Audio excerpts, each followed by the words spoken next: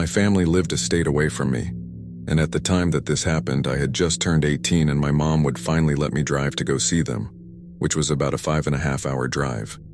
About halfway there, I needed to stop to get gas and snacks. I wasn't very familiar with the drive or where the gas stations were, and since they were kind of spread out, I pulled off the highway as soon as I felt it wasn't smart to wait for another one. I have always been somewhat suspicious of people in general because I didn't have an easy childhood, and I grew up learning to sense when something wasn't right. So, I wasn't really worried about being by myself because I knew how to handle myself. So I pulled up to a relatively empty gas station, maybe one or two other cars, but it was a larger one with an antique shop inside. I parked at a pump, locked my doors, and went inside. There was no one at the counter, but a sign said they would be right back, so I went and picked out a snack and a drink. Well, when I previously walked in, I noticed a man, late 20s, kind of just wandering in the store. I saw him glance over at me when I walked in, but didn't really think about it, not really paying him any attention. I went and opened the door to the soda and was perusing them when he comes right up next to me and opens the one next to mine. This wasn't particularly weird to me, but the fact that he was literally all the way across the store when I came in, and then, as soon as I go over there, he does too. I was like, okay, I'ma go look for a different drink. So I go to the tea section and stand there for a sec, and he follows me to the one right next to mine again. Only this time he looks at me, smiles a creepy-ass, closed-lip smile and says, "Hi." I do want to say that even though he could have easily just been trying to be nice or flirt or something, I had an instant creepy vibe from him when he first walked over, and that intuition has never failed me before. At this point, I just look at him, nod my head, grab something and go to the counter thinking to myself that I can just grab a snack later. He comes up right behind me with just one of those jerky sticks, literally did not even grab anything from the refrigerators that he was looking in right next to mine, and just stands super close to me. And I mean, he was right up behind me. I could feel his body heat and his breath on the back of my neck. I'm literally just wanting this fucking cashier to come in here so I can get the fuck away from him. So I start calling for someone. No one answers or comes out. Dude's behind me texting on his phone and looking around and at the door like he's waiting for someone. Finally, I'm like, fuck it, I'm out. I leave my drink on the counter and walk out. He follows me. At this point, I literally run to my car and I remember feeling him grasp my jacket, but with the momentum of my arms swinging, he didn't get a firm hold. I hop in and lock the doors, turning my car on in record speed. We make eye contact, and out of the corner of my eye I see two men run from around the corner of the gas station. They all three run at my car, which is not very far from where the first guy is, and I just floor it out of there, almost wrecking my car on the corner. I don't know what they were planning on doing, but I imagine I was about to get kidnapped. I called the police because I don't know where the cashier was, and I just had a bad feeling that they did something to them. The guys were gone when the police got there. I now carry my knife on me when I go on that drive.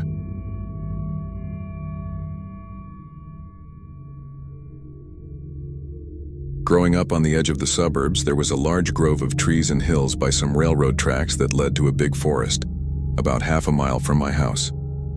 When I was 9 years old, me and my neighborhood friends would ride our bikes to the railroad tracks and walk to the forest to go explore the random pieces of furniture and junk in this peculiar forest. We'd play card games, do homework, and hang with friends out there for about an hour or two, but never sat out there too long.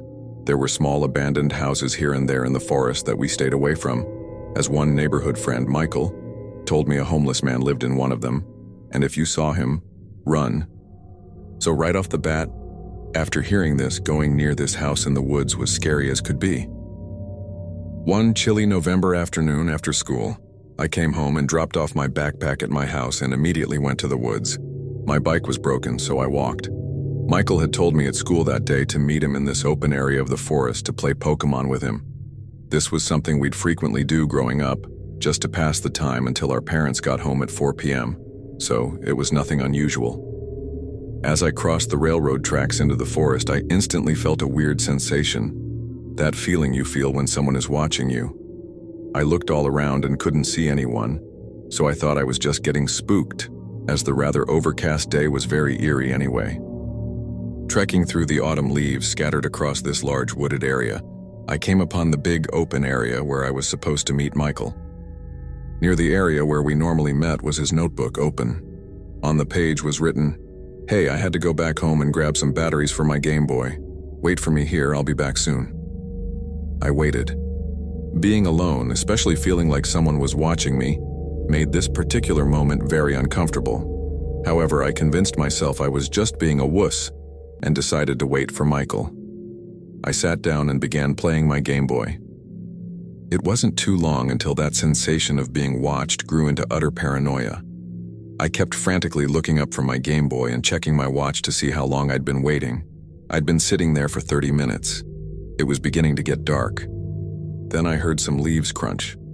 I looked in the direction of the sound and briefly saw a dark hooded man peeking from behind a few trees, then hide back behind them. My skin crawled and I immediately jumped up from where I was sitting and froze in my tracks, staring. I screamed, "Hello," to see if anyone was there. I was quickly reminded I wasn't alone when I saw this tall, dirty-looking hooded man peek back around from the trees. He called back, "Hey, buddy." I picked up Michael's notebook and ran for my life. I ran so fast I barely had time to look behind me. However, I heard leaves crunching not too far behind me. It was the man running after me. He was screaming for me to come back, and "I just wanted to talk to you." I began crying as I was running, thinking this was exactly how those missing kids disappear. I ran and ran and ran until I literally tripped over the railroad tracks and cut up my knees. Michael was just getting to the railroad tracks. He saw me, dirty and bloody and crying hysterically, and I screamed at him to run. Without question, we ran all the way home. The hooded man was nowhere to be seen once we left the railroad tracks. I last saw him standing in the woods, defeated that he couldn't catch me or something. I don't know. I told Michael everything, and we never went back to the woods ever again. Years later, in 2016, they bulldozed the woods and built a neighborhood there.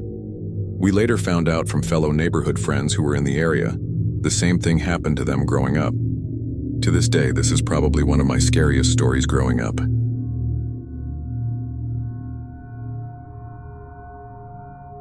There was this guy in high school that was really funny, pretty popular, that almost everyone got along with. He didn't bully anyone, and it was impossible not to laugh when he was around. He was a genuinely goofy guy, the class clown type. He would say hi to me, try to strike up conversation, and even compliment me. Being an awkward teenage girl in an extremely cringe-worthy emo phase, I was flattered. I wasn't used to getting attention like that, so it was nice to have a guy around the school that would randomly say, "You look really cute today." I wasn't interested in him romantically at all, though. He was more of just a funny acquaintance that made me smile every once in a while. He added me on Facebook, like he did with almost all of the kids in his grade and the grade below his. After a while, he asked me if I wanted to hang out with him after school. I contemplated it, but there was a faint voice in the back of my head saying it probably wasn't a good idea. Nothing really screaming danger, but just something in my gut telling me to be wary. I never took him up on his offers, even if other people would be around. He also asked my best friend to hang out after school, but she never accepted, and we would talk about how weird it was that he would ask us separately to hang out with him after school, since we weren't the type of girls he was known to date.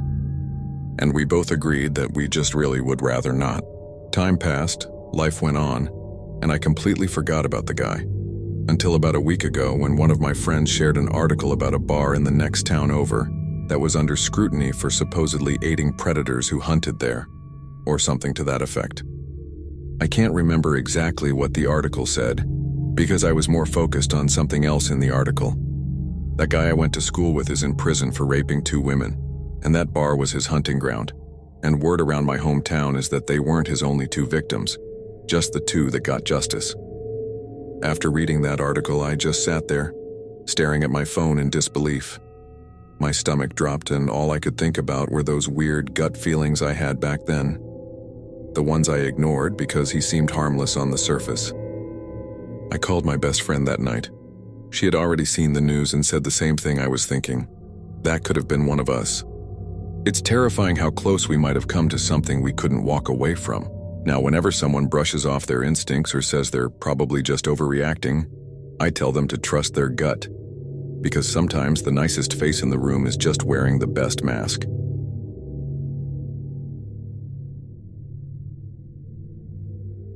Quick backstory.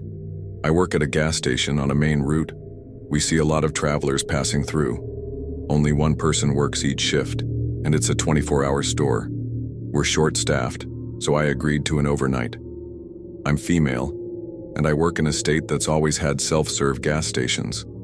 So this guy comes in. I ask him if he needs any help. He says no, he's getting gas at the pump but needs to use the bathroom.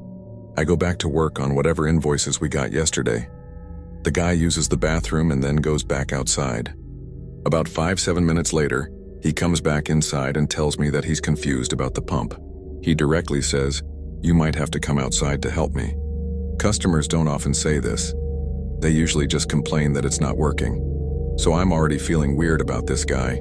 I shake it off because he looks like a nerd, and I don't feel afraid of him really. I look at the register to see what error came up for his pump, and there's no errors. The register doesn't even say it was in use. Even if someone tries to pay and nothing's wrong with their payment, it will at least say, "Payment, loyalty timed out." But literally there was no sign of him trying to use it before asking me for help. I ask him if he wants to just pay inside. He agrees, gets his wallet out of his car, and then pays $10.